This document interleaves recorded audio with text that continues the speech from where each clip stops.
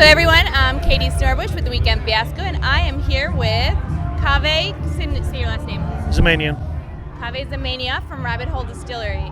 So Kaveh, thanks so much for chatting with me. Thanks for having me here. I'm sorry, I'm going to keep shoving this in your face. That's all right.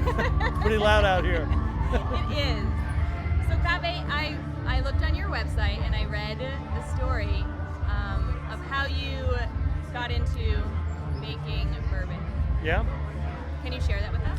Sure. You know, I met my wife was from Louisville about 16 years ago, and we met in Chicago. I was a big Scotch drinker, knew a little bit about bourbon, but didn't know the depth of heritage, tradition, and all the pageantry of bourbon, and slowly started coming down to Kentucky, fell in love with it, and decided to get in the whiskey business. The name of the company is really a testament to Heather, who kept saying, I'm going to take the family down the rabbit hole, and before you know it, the company was born. So is Heather a whiskey drinker or a bourbon drinker? Yeah, she born and bred, fourth generation Louisvillian, and obviously very familiar with what is Louisville and Kentucky's about. And once I started coming down here, she kind of opened my eyes a little bit to the depth of bourbon, and really got me excited. I'm a student of history, and kind of got geeked out about it, and jumped in, and that was about 8 years ago, and here we are.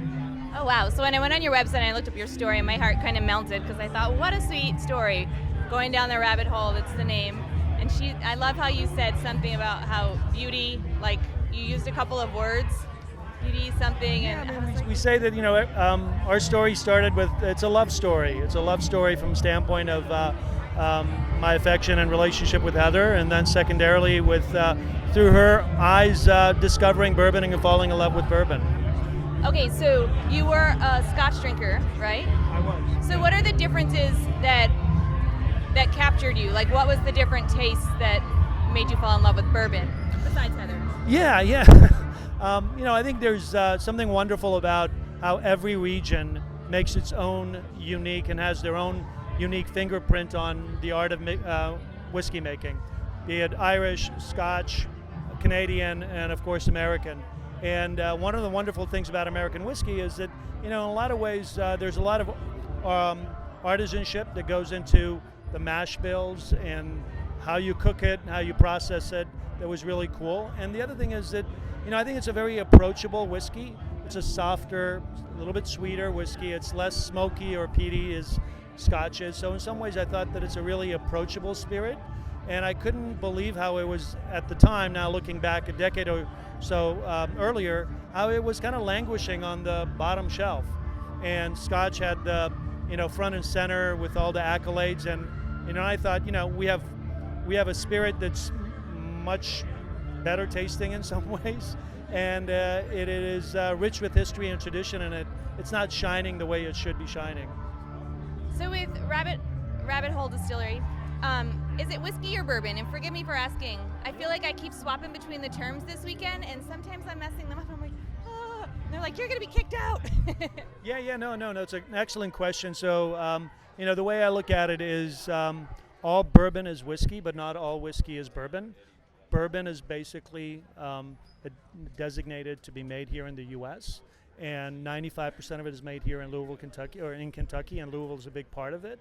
And there's certain features that are unique about it. For example, it has to have at least 51% corn in the mash bill, in the recipe. It has to be aged in brand new American oak barrels that are charred. And I think these are just subtle features that distinguish it from different types of spirits from different parts of the world. So what are people looking for when they're sipping on your bourbon?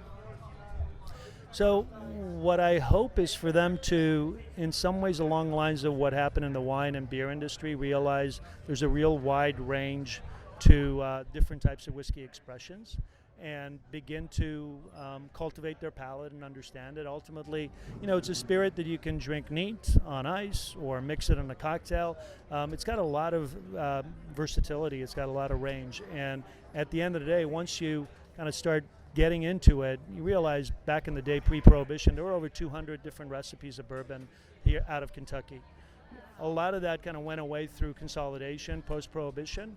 And now one of the exciting things about this renaissance is that we're trying to bring back all that diversity in terms of what whiskey, the range of whiskeys that were on the market. And, we're just excited at Rabbit Hole to be a part of that.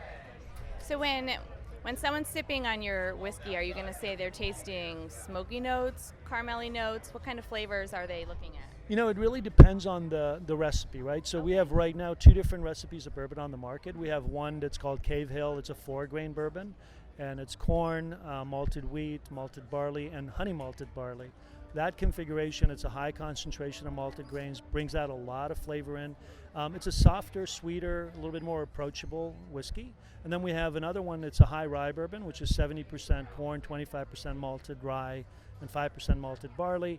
This is a little spicier bourbon, so rye brings out a little bit, think about rye bread, it brings out different flavors and notes from, let's say, wheat. So there's a little bit of a difference in terms of kind of a softer and versus a little spicier whiskeys here. They both sound amazingly delicious Thank to me. you. Thank you. I salivated when you were describing the first one, and I thought, oh, it's bad, it's early. It's never too early. So you're located in the Louisville area. Yep. Where can our friends find you? Yeah, so our distillery's here in the heart of Louisville in the New Lou district, just about 10 minutes from where we are here, sitting here at the festival. And currently we're in 18 states, essentially all the major markets, California, Texas, New York, Illinois, Florida. We are going to be national as early as February, so you're going to be able to find us in all 50 states as early part of 2020. We're really excited, and hope you guys can go out there and check us out. Well, congratulations on that. It's getting it out there. Wow, that's really exciting. It has to be. But at the distillery, you do tours, right? Yeah, we do very extensive tours, and one of the things that's really unique about Rabbit Hole is it's a fully immersive experience. So when you come in, first of all, we show everything that we do. So it's full transparency, soup to nuts.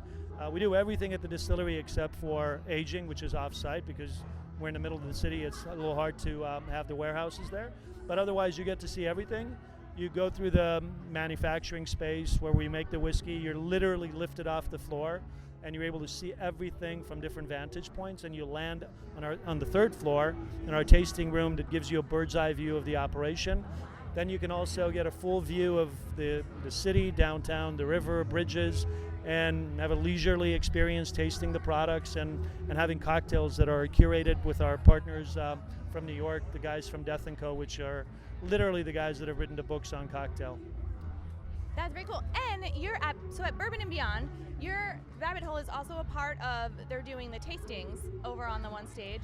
Yeah, actually it's a little bit of an anomaly this year for us. We've been part of Bourbon and Beyond from a tasting standpoint the last 2 years. Because we are increasing our footprint as fast as we are, we're a little bit measured in terms of where we are kind of partnering up with this year in terms of tastings. So because of that, we're not here actually on the tasting menu, but we will be here again next year. I thought I saw in the curator of all the tastings and everything. So Fred has it in his bar. There's a few places, Yes. Fred Minnick, he has it in his bar, and there's a couple other smaller bars that have it. So we're not in the big bourbon bar, but the smaller ones have it.